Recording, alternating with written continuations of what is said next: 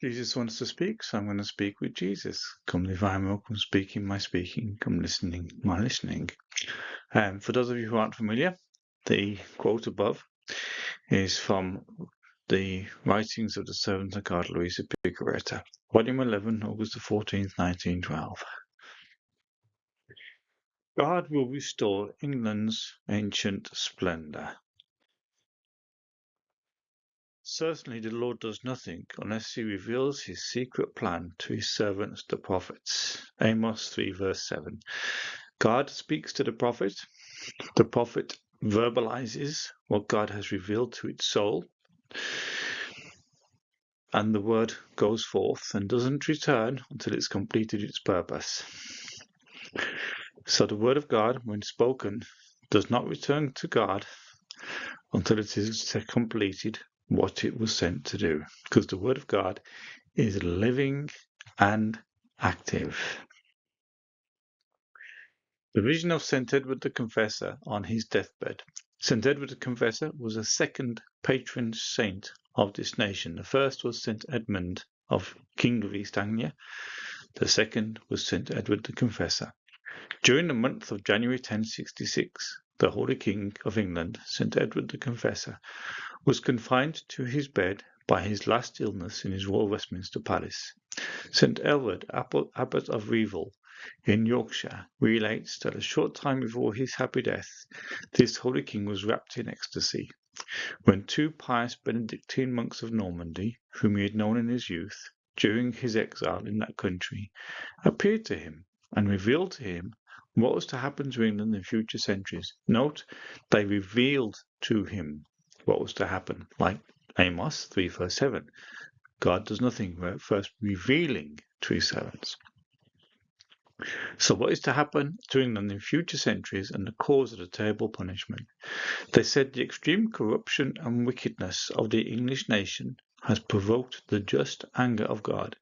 When malice shall have reached the fullness of its measure, God will, in his wrath, send to the English people wicked spirits, who will punish and afflict them with great severity, by separating the great tree from its parent stem the length of 3 furlongs. But at last this same tree, through the compassionate mercy of God, and without any national governmental assistance, shall return to its original root, reflourish, and bear abundant fruit. That 3 furlongs is 3 centuries, and that was the length of time from the Reformation instigated by King Henry VIII to the restoration of the Catholic hierarchy in the 1800s, 1500s to 1800s. The abundant fruit is yet to be seen. 1646, Venerable Holshouser. After desolation has reached its peak in England, peace will be restored, and England will return to the Catholic faith with greater fervour than ever before. Note, greater fervour than ever before. In the early church, in the early years of the British Isles, from around the 7th century, for several hundred years, this land was called the Land of the Saints and was considered to be the jewel in the crown of European Catholicism. And we were known for our fervour and for our devotion to the Blessed Virgin Mary. This prophecy indicates that fervour, the future fervour, will be greater than the past fervour. Undated, St. Paul the Cross. England is always before my eyes, and if ever it becomes Catholic, the benefit to the Church will be immeasurable. 1800s, Anna Maria Taigi. Religion shall spread its empire through the world under one shepherd. England will be converted, as well as Russia and China, and all the faithful will be filled with joy at this overwhelming triumph of the Church. It is extraordinary that England is placed next to Russia and China. Russia and China, massive nations, incredibly huge nations, both population and size, and England, in comparison, a tiny island, and yet, prophetically, we are placed next to them. July 3rd, 1851, Maximum Duord, in a vision of Our Lady of La Salette, I've probably pronounced Maximum's surname completely wrong, a great country in the north of Europe, now Protestants, now it's quite unanimous that that is said to be England, will be converted. By the support of this country, all the other nations of the world will be converted. Before that arrives, great disorders will arrive in the church and everywhere. Well, we're seeing that. We're seeing that right now. Then after that, our Holy Father, the Pope, will be persecuted. We are seeing that now. He is being bitterly persecuted. His successor will be a pontiff that nobody expects. Let's be prepared for that one, because the Pope, at the time of this recording, is fragile. 1854, St. John Vianney, the Curé of Ars, speaking with Bishop Ullathorne of Birmingham in May 1854. He went to see the Curé of Ars, and he was explaining the need for the Curé to pray for English Catholics who were suffering so much.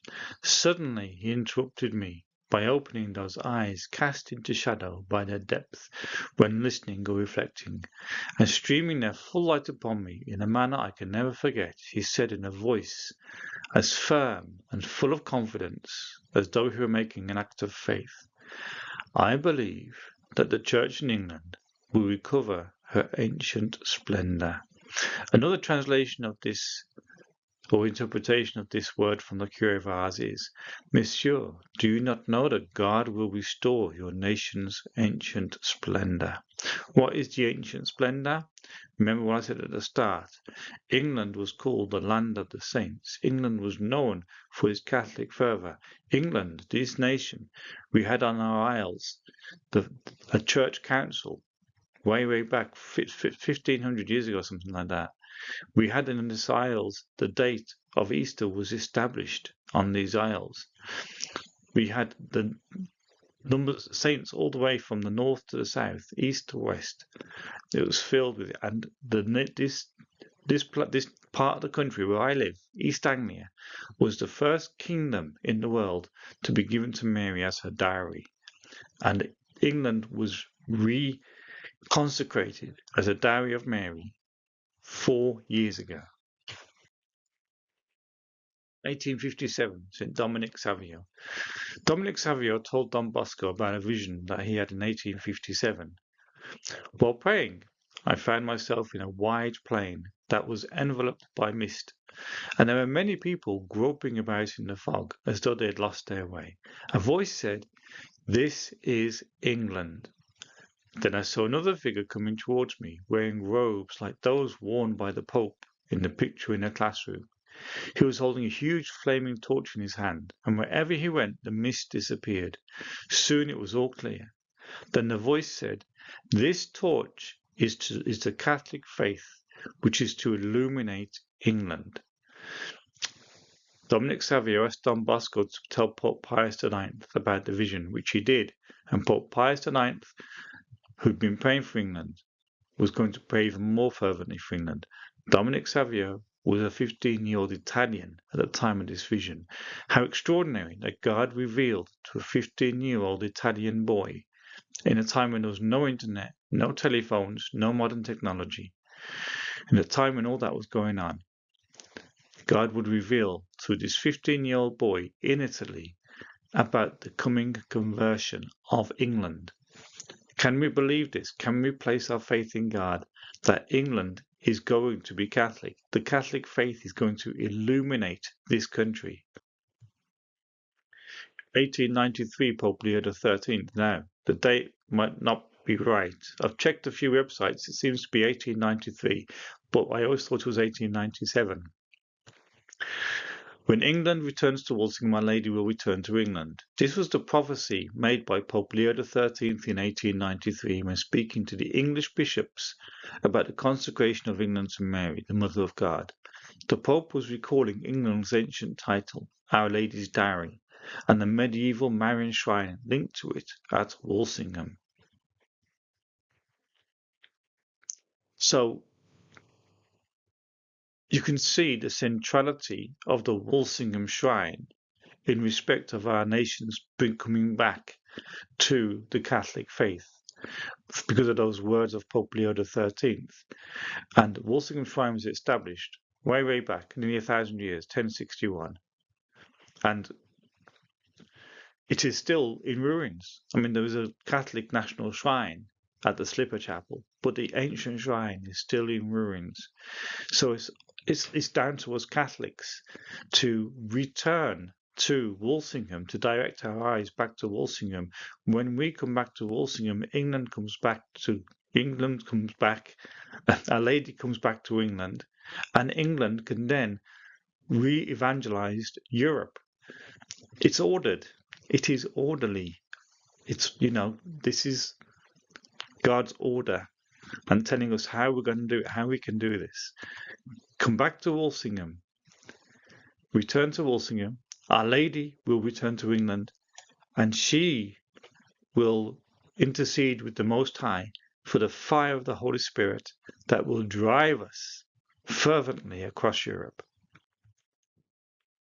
1911, Bishop Aristocoli, an Orthodox bishop, I think. Shortly before his death, Bishop Aristocoli passed his prophecy onto a lady called Mother Barbara. Tell the women, so this is aimed at you women, you ladies out there, and men, make sure the ladies in your lives get this prophecy. Tell the women they must belong absolutely to God. So total consecration. Do the Louis de Montfort one. Total consecration to Jesus through Mary. Do the Blessed Virgin Mary in the Kingdom of the Divine Will. Consecrate yourselves.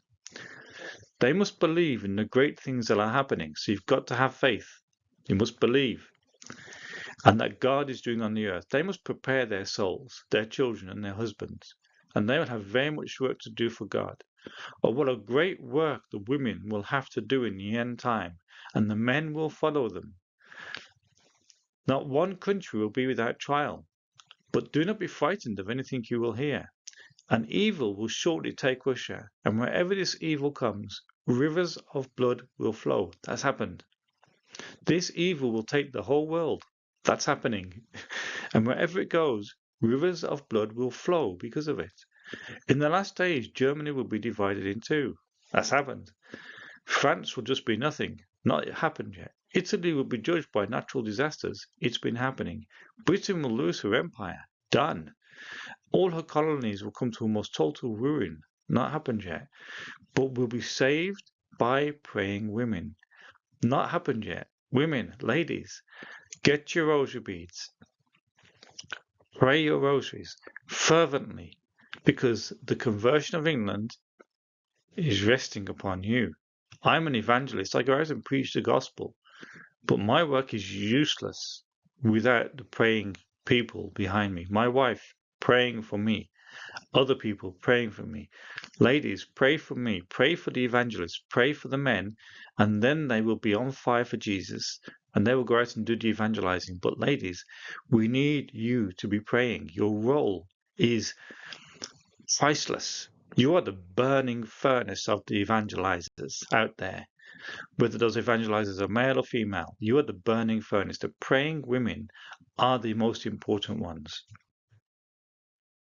4th of October 1918, the servant of God, Luisa Picaretta.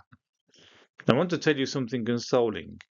I will renew the world with the sword, with fire and with water, with sudden deaths and with contagious diseases. We're seeing all this. I will make new things. The nations will form a sort of Tower of Babel, the United Nations, folks. They will reach the point of being unable to understand one another. That's happening. The peoples will revolt among themselves. That's happening. They will no longer want kings. That happened in the 1920s. All will be humiliated, and peace will come only from me.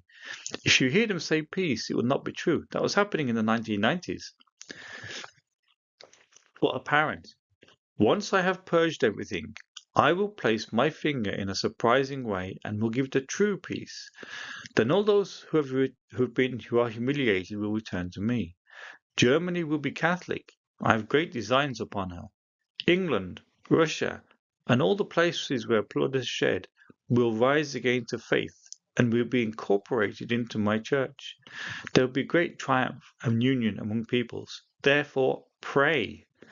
and takes patience, because this will not be so soon, but it will take time. That was 106 years ago. The 1986 prophecy, the background. On Mount Carmel, March 1986, an Asian man shared a prophetic insight with a woman from Britain.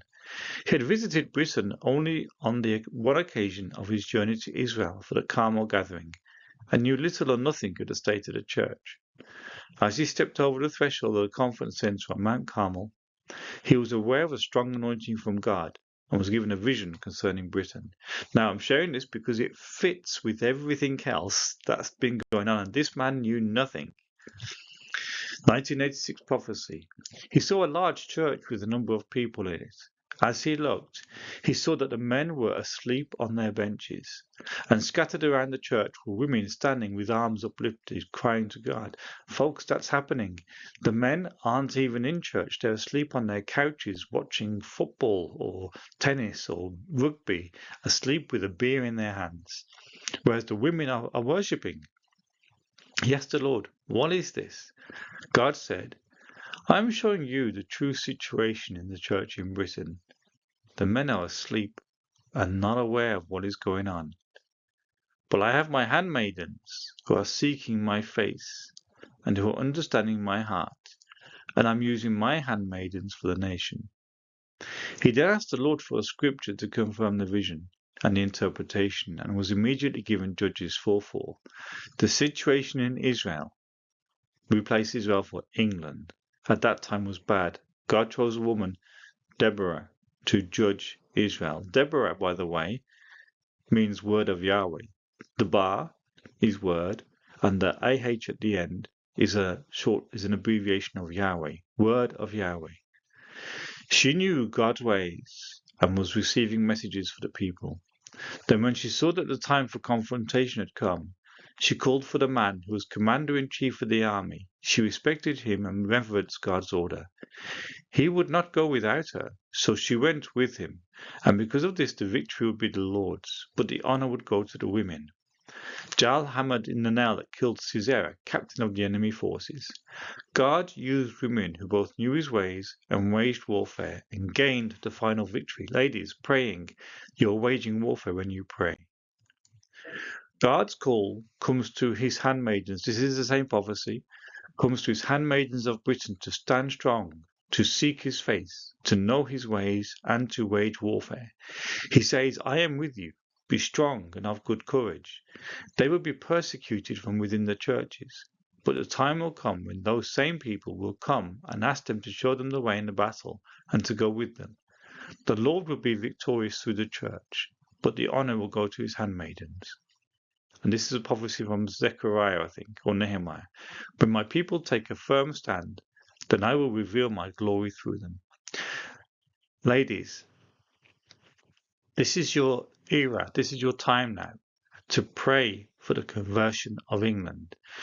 Recommending you contact the Walsingham Shrine and get a copy of the Litany of the Saints and Martyrs of England and Wales. It's a very simple little prayer booklet.